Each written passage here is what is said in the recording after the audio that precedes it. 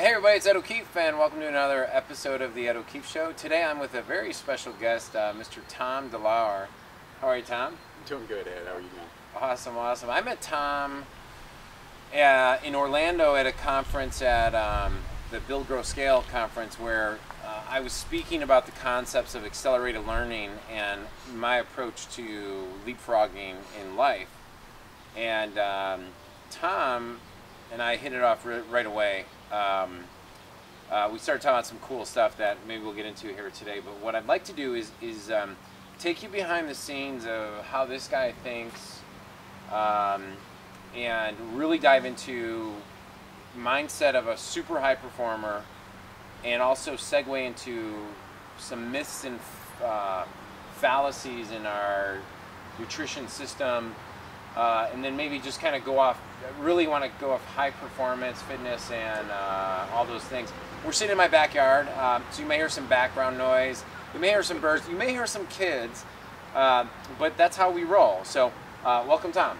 Thanks, Ed. No, it's awesome to be here. This is actually really my second time in Chicago. It's an interesting little city. I was asking you earlier if you think it's a pretty health conscious city, and you were saying it kind of is. Yeah. In some locations it's health conscious, and others it's not. Yeah. Where they're active, they're more healthy conscious, right? So, hey, why don't you give everybody a little background about yourself, kind of what you do now, and how you got there? Yeah. No. So I'm basically just a regular guy, except for the fact that I've been on a couple magazines and that stuff. But no, I'm a fitness cover model. Some of you might recognize me from basically my covers on Iron Man magazine and Muscle and Performance, as well as a couple of others. But really, at the heart of everything I do, it just comes down to feeling good. And, the whole fitness world in general. I just want to feel good, and that's the way I felt for so much of my life. I grew up at a very young age. My mom had always instilled in me to be healthy. We were always outside. We were always playing. So it just sort of developed as I grew into something I never would have imagined. I mean, when I was 12 years old and I picked up my first copy of a fitness magazine, I never in my wildest dreams would have thought that I would be on the cover of it. Yeah, usually fitness magazines were the magazines we kind of skipped over in order to get to the magazines that had covers in front of it, so we couldn't see, right? So that's So so I mean, it's been an awesome journey to get where I am, and it's. But now, I think I was explaining to you earlier, I'm sort of at a point now where my own health is great, my own health is fitness is great, but I really like to give back and actually help other people down the same path that I've gone down. And it's been a long, hard journey with a lot of trial and error, figuring out what works for my body, how I can how to feel the way I feel, how it affects me mentally. Yep. And like I said, it's just I like to be able to help people in understanding that. So we'll dive in a little bit then. So let's go. My wife's been on your meal plan, your eating system for 10 days? Yeah, she looks awesome. She does look awesome. Yeah, thanks. And the biggest thing that when we met, I told you that I'm a hobbyist CrossFitter and exercise and whatever like that. Awesome. And yeah, I know, right? I'm a CrossFitter. Yeah, all you bodybuilding guys, look out. And one of the things I said to you was that my wife had Hashimoto's. Yep. Is it syndrome? Or, and it's a condition. How would you describe Hashimoto's, just so everybody listens? Hashimoto, it's an autoimmune disease. So the basic way of putting an autoimmune disease is the body is ultimately rejecting a portion of the body. It's having just an autoimmune effect. So the immune system is kicking in and affecting one portion of the body. In this case of Hashimoto, it's actually affecting the thyroid. Yeah, it's attacking. Yeah, and the thyroid is really a very important master gland. I mean, it controls a lot of function in the body. When you're talking about the thyroid, you're talking about everything that regulates metabolism, everything that regulates body temperature. Essentially, everything that really drives motor, not necessarily motor function, but just that metabolic function of the body. If your thyroid is out of whack for any reason, such as an autoimmune disorder like Hashimoto, where it's getting attacked, that can cause some serious issues with people. It can slow down the metabolism, making basically easier for them to gain weight. All right, so after a slight interruption of my children coming out to storm the yard, we are back in action. So we were talking about how the thyroid affects every part of the body. Yeah, exactly. So it's essentially very, very, very important. And with Hashimoto, you're having an immune response that's affecting the thyroid. So your body is effectively attacking its own thyroid. Cool. And so what I would say is like with like we have with Nola, with what we're going to get to in a few minutes, is that in a matter of a few days, she felt like a different person. I feel tremendous. She's definitely doing your eating plan at a higher level, a little more than I am. So just even what I've done, I'm seeing a difference. Let's kind of go through but I don't want people to think that this is only about Hashimoto's, because that's just one thing. No, that's just how it came about. How we started talking. So can we talk a little bit about, like what I see in our population is the population of obesity is just ridiculous. Diabetes is on a skyrocket. It's absurd. Yeah. Most people are either bloated, have inflammation, they're in pain, and they have all these things. So and they don't even know it. And they don't even know it, right? They just wonder what's going on. So where do you start when you hear all these issues? Because where do you start? The first thing that honestly pops into my head when you say that is just what I see when you go into a traditional grocery store. Yeah. I mean, that's the first thing that pops into my head. I mean, you're talking about all these symptoms, and maybe it's just because I'm so immersed in it now. I mean, I just have that direct correlation to what we're eating. It's so obvious to me. Yeah, that's clearly it's not obvious to everybody, and rightfully so. I mean, there's nothing out there really making them aware of all these, basically potentially poisons that are in our everyday food that are causing us to be inflamed. They're making us much more susceptible to disease, much more susceptible to weight gain, much harder to get the weight off, and much harder to keep it off. And people just, it's not their fault. There's not a lot of information out there because we are being ultimately, no pun intended, fed a bunch of a bunch of junk food. Yeah. Even if it looks healthy. Yeah. So I mean, that's one of the funny things that we've talked about is like you look at. I took Tom through some of the things that I do on a daily basis, and it's like, that has this problem in it, and it's really a positive thing. Let's go over some of the big chunks. Yeah. So let's talk about gluten, for example.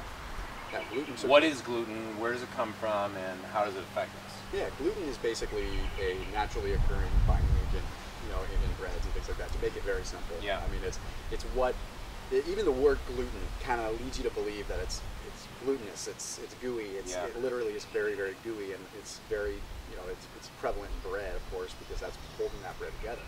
So gluten has an effect on our body, and I can get into a little bit more detail as to how it has an effect on our body. But gluten is one of the leading causes of inflammation in our gut. And when I say inflammation in the gut, I mean that same kind of immune response that attacks your wife's thyroid, actually attacks my wife's thyroid. It's something we have in common. Both our wives suffer from Hashimoto. Yeah. So the same immune response that's attacking the thyroid goes actually and it begins attacking the gut because it sees this substance that really shouldn't be there. And the way that I approach that, a lot of people ask me, they say, well, we've been eating gluten for thousands of years. How come just now are we having an effect? And that's a very good question because it's true. We have been eating gluten for a very long time. And the fact of the matter is, you have to look at how the gluten is now harvested. And when I say gluten harvested, I mean gluten's found in wheat. And when they harvest the wheat, the way that they accelerate the harvesting process of wheat is generally by spraying Roundup on it to get it to dry faster so that they can harvest it in a much quicker turnover because the demand is so high. Yeah. Because there's wheat in everything. They use it as a filler. Wheat and corn and soy. It's like nonstop. Everything you look in, you can see wheat, corn, and soy. Yeah. And so now our bodies have developed basically, I want to say almost a resistance to gluten. They see it coming in and their bodies are registering it as a foreign body. They're saying, okay, this thing is not good. We're developing an allergy to it. Let's attack it. So the body begins attacking it, and when it attacks it, it's got that inflammation. It causes that inflammation. So that's really the short answer. Basically, it's causing malabsorption of nutrients, and it's a long, painful road. Yeah, and that's one of the reasons why, one of the things we talk about too is you shouldn't before you take supplements or eat, which is not really totally possible for everybody, but you need to learn some of the things you're teaching because you could be taking supplements, you could be eating foods you think are healthy, but if your gut's not absorbing it properly, you're not getting those nutrients. Simply not. So let's talk about the gut and the colon and some of the things because when I started getting into the health supplement business, some of the stuff I was reading early on was that 80% of your immune system actually starts in your gut. I think it's actually closer to 90. Is it really? I mean, it's kind of conflicting evidence with that. Yeah. No, I mean everything's in the gut. Yeah. I mean, when you break it down to a very basic level, and that's something I always try to do with anybody that I'm working with or any product or anything like that, is talk about, let's break this down as simply as you possibly can. you consume a food. Digestion, of course, begins in the mouth. It starts to break the food down. It goes into the stomach. Of course, it breaks down a little bit more in the stomach. But then, when it drops into the small intestine, that's where the nutrient absorption begins. And then it drops into the colon. Once it's dropping into the colon, you've already got an influx of bacteria there that's working with the digestive process and working at keeping the body septic and whatnot. So if you start disturbing that, you can really just cause a turmoil of problems. I mean, if you don't have healthy bacteria in the gut, I mean, your immune system's shot because you're not absorbing the nutrients and your body can't really defend itself because it doesn't have the horsepower to do so. Does that make sense? Yeah. Yeah. So, I mean, that's just a really simple way of putting it, is that if you can't absorb the nutrients, your body can't develop the hormones. You can't formulate the amino acids that build things to actually defend the body. So one of your big strategies right out of the gate is let's remove gluten from your diet. Correct? I'm huge on that. Yeah. And I catch a lot of flack for it because there's a lot of people that say that isn't really an issue. But again, they're looking at it from the standpoint of we've been eating gluten for 1,000 years, not what is it doing now. Yeah, exactly. So what else? So we talk about gluten. What else should we talk about then when it comes to poisoning our bodies or putting the wrong things in our bodies? That I mean, I don't want to scare everybody. Yeah, because we'll talk about like what this alternative is, but like before you can actually, I always say like before you can put new clothes in your closet, you got to know what is in there that's just taking up space. Exactly. Actually, the way that I lay it out, and this doesn't ring true for everybody. The way I've explained it to some clients in the past has been, it's like starting a business, $10,000 in debt, which a lot of us, you're going to go negative. Yeah. But then you get to, the fun doesn't really start until you're at net profit. So you got to think of your diet the same way too. You got to think you got to eliminate all that crud, all the debt from your body. You got to start fresh, and that's where the fun starts. So first, you got to build yourself out of that negative phase because it takes a little bit of time to, cleanse, detox. And I don't mean cleanse or detox in like a traditional way. Yeah. I don't mean like, okay, you're going to take this pill and your organs are going to be squeaky clean. I mean actually strategically having a cleansing period of the body where you're implementing and re-implementing foods that are going to help you. Yeah. So it's, that's really kind of the strategy, and you got to remove a lot of foods, unfortunately, to really get there. But there's a lot of foods that, again, don't want to scare everybody. If they walk into the grocery store, they can't buy anything. But, these same poisons are found in dairy. So let's talk about dairy. So, go ahead. You're going to go through your list there, and then we'll go. No, I was just going to touch on a few of them. Dairy, and then, of course, you've got to look at things like soy, just because it's so genetically modified. Traditionally, soy as a meat might not necessarily be that bad, but unfortunately, 98% of soybeans are genetically modified. So, clearly, those are going to have an inflammatory effect on the body. I even go so far as removing beans and legumes at some point, but not for everybody. It's just, you got to see exactly how the body reacts to it. And that's kind of the beauty of what I do, is I try to break down everybody as an individual. Yeah. Because you may not have an issue with beans and legumes, but your wife may. Yeah. Everybody's different than you. Yeah. Well, let's talk about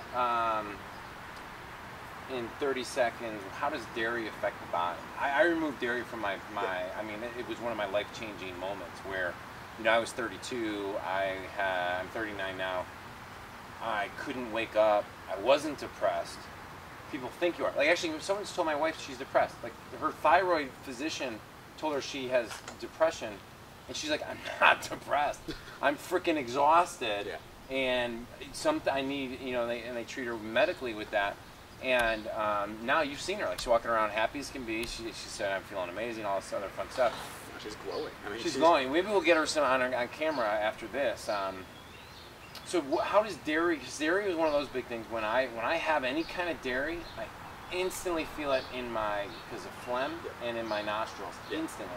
There's two things in dairy that cause issues, and the one that most of our listeners and viewers probably know of is, of course, lactose. That's something we hear about all the time. I'm lactose intolerant, I can't have lactose. Lactose is the sugar that occurs, that is contained in milk. So, yes, a lot of people have an issue with that where they don't break it down, hence they take lactase enzymes or something to help with that. But that's actually not the main issue. The bigger issue in milk is actually something called casein. So, and you may know, there's products out there that are pure caseinate protein. It's a form of the protein. It's sort of a gelatinous form when they actually extract away from the milk that they're providing. Okay. So that is actually a protein that is really going to cause the issue in most people. So a lot of people have, when they ingest that, it's so hard for the body to break down that it, again, causes that inflammation in the gut. And that's just a very simplistic way of putting it, sort of a 500-foot aerial view on dairy. But it causes inflammation. Definitely. And awesome. I want to get into what's your solution, but I also want to talk about inflammation for a moment, because all the research is showing that inflammation is the main driver of heart disease, even Alzheimer's, cognitive decline, dementia. I know those are kind of the same category. Joint pain. I mean, like, you remove some of these things for 5 days and you now feel different. Yeah, and you have to strictly remove them. You can't cheat at all. You got to really make sure that those are out of your system, because actually, the more that you remove them, the more sensitive you're going to be to them. That's actually kind of the premise of my entire program. Yeah. But inflammation. More sensitive, that you start being aware of it. Be aware so then now you're like, oh, okay, something I went off the rail. Yeah, you're aware of it, and if you're not aware of it, then you just feel terrible. Some people, they go on. I've heard it before. People go on vacations to like a tropical island, for instance. Someone that went down to, I think they just went to Hawaii. And they were saying that they were eating a lot of just tropical foods and they weren't consuming dairy and things like that. And they didn't realize, and then as soon as they came back, they had a cup of coffee. They had a cup of coffee with creamer in it. They're like, I was doubled over. And I broke out in this rash. And it's like, well, think about this. What was removed from your diet? So it's crazy how sensitive the body gets when you remove something like that. I mean, it's just unreal. That's why, like, even when I was on like day 6 of your program, I cheated, and I was floored. Like, I mean, literally the next morning, like, I went to go work out, and the guys were like, "What's up with you? You seem groggy, you seem congested," and I knew. I didn't tell them, like, because they wouldn't. I would have had to explain the whole story, but I was like, I knew. Oh, it's because of what I ate last night. Yeah. And it was, my body was still trying to fight it off and process it. It's going to take a few days for it to clear out. All right, so organic eating and shifting the plan, because it's not a diet. It's eating. I like calling it an eating system. Yeah, it's not a diet. A way of eating. You can take it as a diet. I mean, I've worked with some high-performance athletes that are trying to hone in. It's not the you can use it as a diet, change your body composition and make some changes there. But no, it's really about making a long-term change that can be implemented for the rest of your life. Yeah. You want something that you can start now, that you can carry on for years and years to come, just by knowing what works for your body. Yeah. So I mean, that's essentially what we're doing. We're reintroducing the organic foods, because organic, as far as we know, I mean, obviously there's always things out there where you're hearing about people slapping organic labels on things that aren't organic. But by and large, if you're eating organic and you're at least growing your own fruits and vegetables, you're eating organic meats, things like that, you're going to avoid a lot of the issues with, of course, hormones and antibiotics and things like that. Yeah. And the amount of meat that most Americans consume is pretty darn high. And if you think about the amount of hormones that are in meat, specifically antibiotics. I'm going to touch on antibiotics for a second. Yeah, let's do it. Because you think, okay, these chickens, and I don't want to get totally grotesque here, but these chickens, if you've ever seen how they actually raise these chickens, it's out of this world. I know some people probably, there's a few documentaries out there that touch on it, but I mean, they're confined in boxes this big with like 6 chickens in a box this big. It's crazy. Now, not only is that inhumane, but these chickens, I mean, they're species everywhere. They're living in their own filth. And the poor things, I mean, they're just pumped full of antibiotics to overcome that. So, these chicken farmers have to basically keep on pumping the chickens full of antibiotics just so they don't get sick from their own feces. Okay, and then they're harvesting the chickens and we're consuming that. Yeah. And where that gets bad is, I mean, what's going to happen 10 years down the road when we're consuming all these antibiotics? What if you get sick and you have to take an antibiotic and you develop a resistance to it and you can't fight that off anymore? And that's some pretty scary stuff. Wow. I mean, my grandmother died from a staph infection, lost her legs, and then ultimately died from it from an infection that was not treatable by antibiotics. So that hits home to me. I don't want that to happen. You don't want to develop an infection later on down the road and not be able to fight it off because you've been eating too much, hormonal chicken. Yeah. It's sad. So, yeah. But see, I think like you're mentioning, what I like about how you're explaining that is like, earlier you and I were talking about genetically modified food and how, like as a parent of 7 kids, as a perceived really fit guy from other people, I don't even really know what genetically modified means. Yeah.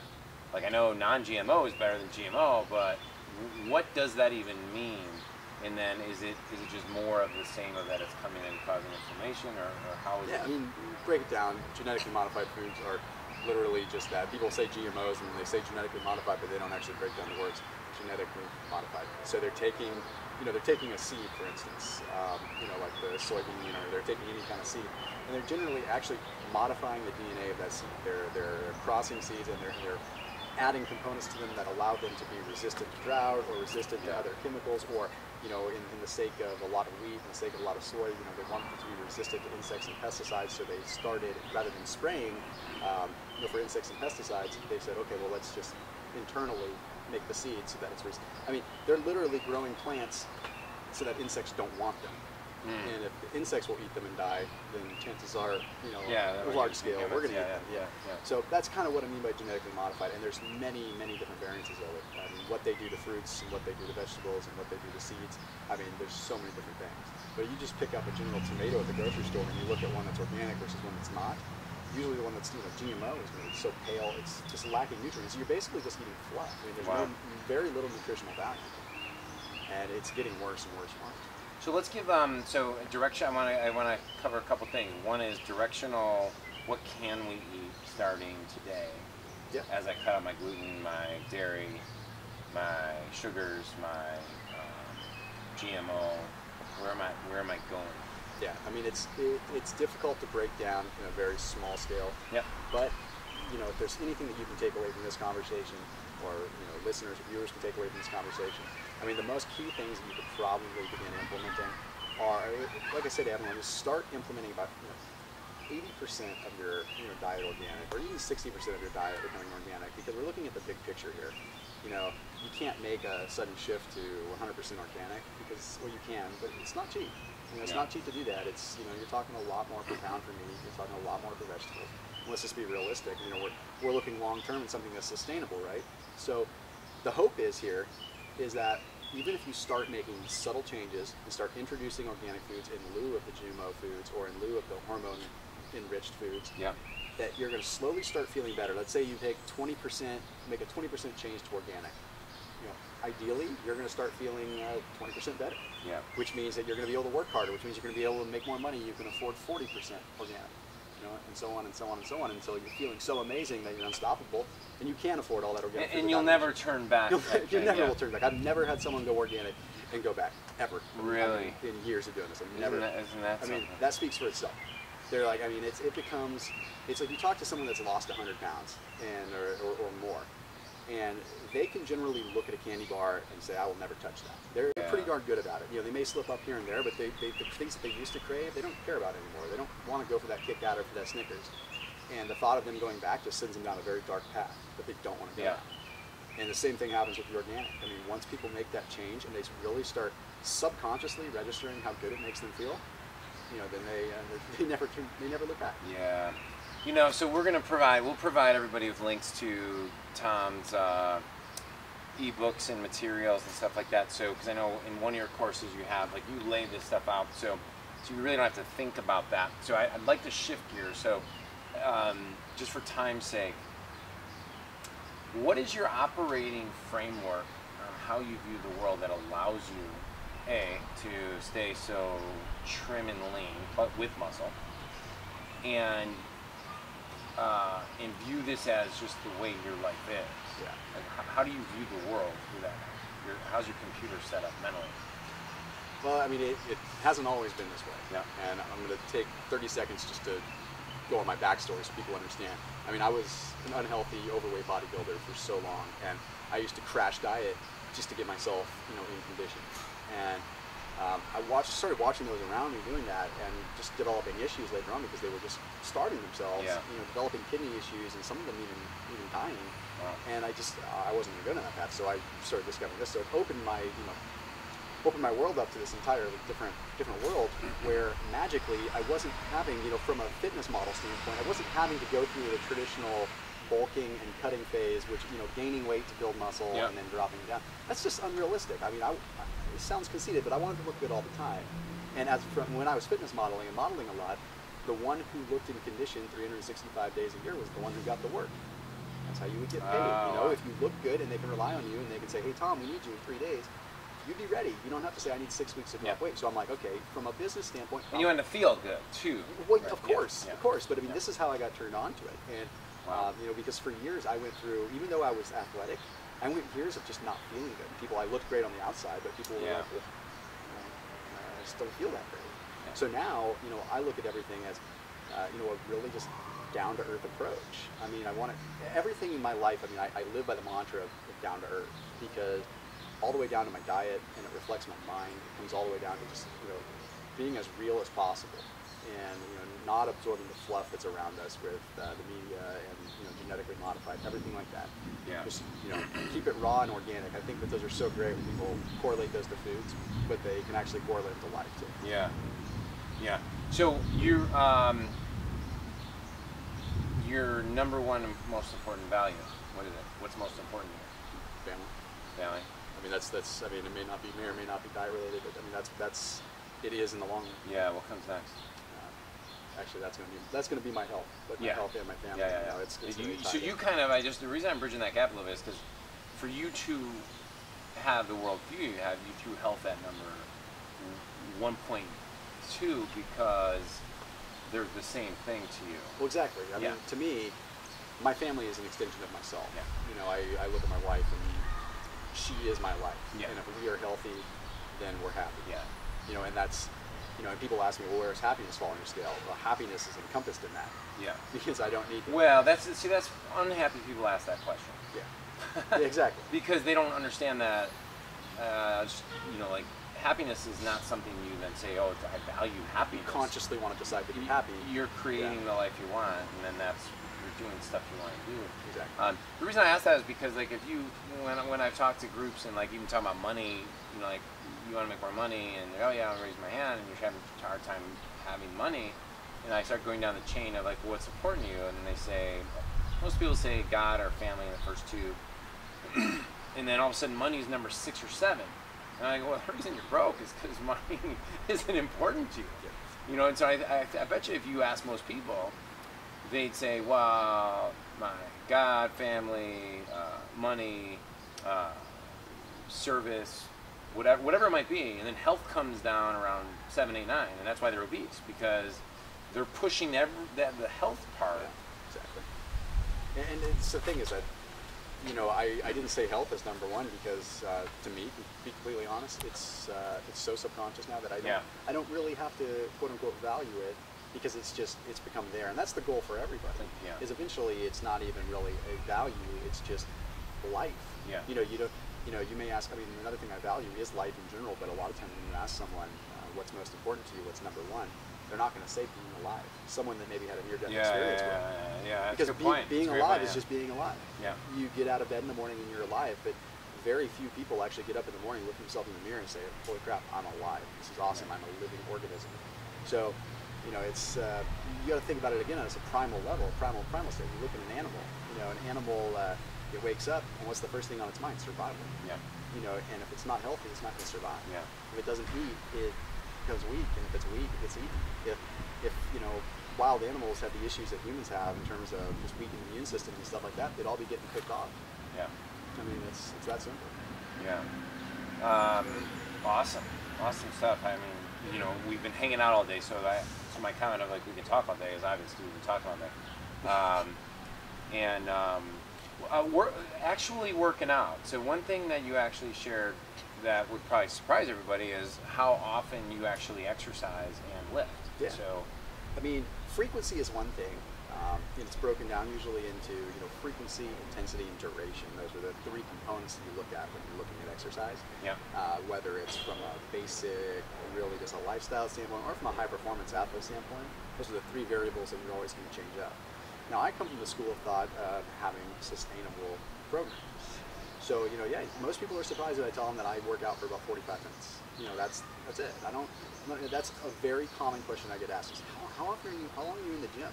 The simple fact of the matter is that as much as I love working out, I don't like being indoors in the gym. Yeah. I see it as something that I have to do to maintain my image and maintain my feel, but I would much rather do it outside. Doesn't mean I don't enjoy it, but I would much rather be outside. Yeah. So I'm like, how can I limit this as much as possible so that I can, go on doing what I enjoy? Yeah. And that may mean that, I'm at 45 minutes or, sometimes even 35 minutes, but I'm usually consistent, with 6, 7 days in the gym, usually 6, have to take a good day off, so that frequency definitely increases when the duration of the workout decreases. But I think that's much more sustainable for people because I think it's easier to carve out 30 minutes every day than just to carve out 2 hours 4 days a week. Zero question. Like getting the small wins. Let's get the win and crank this out. So, what's it like being a cover model? I mean, seriously, like, you know, like no one asked you that question besides how much do you bench press. No, it's an amazing feeling, and it's an amazing feeling for my own selfish reasons. The fact that when I first picked up, first picked up a Muscle and Fitness magazine when I was 12, and I look at that, I never in my wildest dreams thought that I could be on a cover of a major fitness magazine.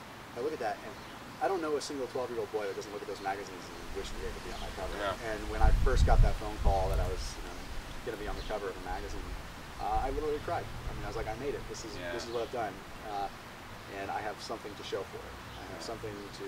But most of all, I don't have children yet. But when I do, I can't wait to be able to show them that. I can't wait for them to be able to be inspired and say, "This is my dad. I want to eat healthy. I want to do this," and have them continue to make an impact in the world. And unfortunately, a lot of people, they get into the fitness world and they become narcissistic.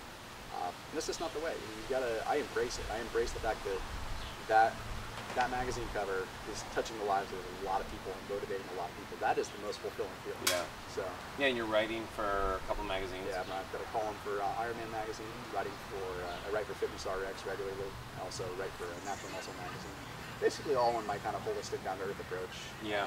Natural Muscle, I write a lot about my relationship with my dogs and how I learn so much from my dogs in terms of, so that's a big one. I enjoy that. So. Yeah. What's next for you? Like, what's your focus over the next 3 months, 3 years?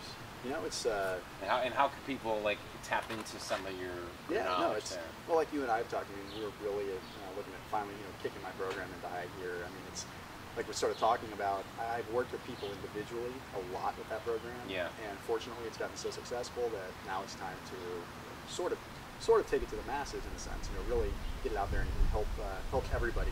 Be aware of it, not just the people that I'm working with on an individual basis. So, that is mission critical. Is get that out there. Get that out there. People know my face now, and I think it's a great platform for me to really be helping people now. Yeah. So they could. We're on Facebook. Can they connect with you? And then Instagram. Can they follow you? Yeah. It's actually very basic, very easy. Facebook and Instagram is all just Thomas Delauer. THOMAS. My last name Delauer. DELAUER. So if you just punch that in on Facebook, it'll pop right up. As well on Instagram, it's at Thomas Delauer, all one word. Of course, I'm also on Periscope and Twitter under the same handle as well. Yeah, and you're doing some cool. I think everybody, no matter where they're at, whether they're very advanced or very beginner, should jump in. Oh yeah. And check you out because I think there's something there for everybody. Well, and I know that's one of the one thing that I'm really excited is talking about our podcast. Yeah. And that's something that's just been. We've been working on for a very long time, finding ways to bring some of these complex methods and complex ideas and really bring them to a beginner level as well. So I think our podcast does an extremely good job of narrating to not only the beginner, but the intermediate and the advanced as well, all in one language.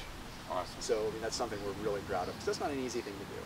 And that's an issue you find a lot, is sometimes it's overcomplicated and it turns people off. Yeah. I really want to make it easy for everybody. And we're really excited about that. So that's podcast is called organicfit.tv, and you can also go to organicfit.tv and subscribe to the podcast there. That's awesome. Yeah, the organic movement, man, and you're one of the leaders in it. So it's awesome. Thanks for helping my wife, life, and my kids. So my wife and I are just taking that approach right now of it's about us right now. Yeah. Even though we have 7 children, we're not pushing it down. But they see what we're doing that's different. And so in a month, then we're going to start, we've already shifted some of the things we're buying, not everything, obviously, but, we're starting with us first. Start with yourself. I think parents, I'll talk about parents for a second. I think a lot of parents think they have to start with their kids first because their kids, quite honestly, are, quote unquote, more important than me. Yeah, so I mean, I think, what I want to thank you for is this is going to be affecting my family for a very long time. Our goal is, Noah and I want to focus on ourselves first and make that a real habit pattern that we can then build off of, and then it becomes about the kids. I think people usually do it the opposite way, and that's why they fail. You know, if I'm getting obese, or if I'm gaining weight, if I'm unhealthy, how can I come to you, my kid, and say, you need to be healthy, you need to eat these foods? So we're just going to create the pattern. We're going to start taking what's in our, what do you call it? Like, we now have our gluten-free cabinet, and so our goal is that gluten-free cabinet becomes our gluten-free kitchen. And it happens one thing at a time. So thank you very much. No, absolutely. And that's, you know, again, you touched on a really good subject, so I'm going to take 1 second, because in just one statement, people always ask, you know, about the kids thing. And my answer to them is always, I don't have kids, but I can tell you that you can't take care of anyone else before you take care of yourself. Period. You take care of your, you know, so you have to, regardless, you always have to sort of put yourself first, because A, you're setting an example, but how can you take care of someone? Even when you're on a plane, they say, take care of yourself, put the oxygen mask on first before you help your infant. Yeah, and you know what our kids like the gluten-free chicken nuggets, the gluten-free, or the almond butter. Like, that stuff all tastes good. Yeah. You just, like, we've never had it before. It's never been in, you know, so it's a process, but we appreciate you, and I look forward to having you back. And so check this guy out. He's the real deal. Super nice guy. If you like this episode, please share it with other people, Facebook, Twitter, and wherever else you may travel. So this is Ed O'Keefe on behalf of myself and Tom Delauer. I want to say thank you so much, and I appreciate you, and send us your comments. All right, take care now, everybody. Thanks, guys.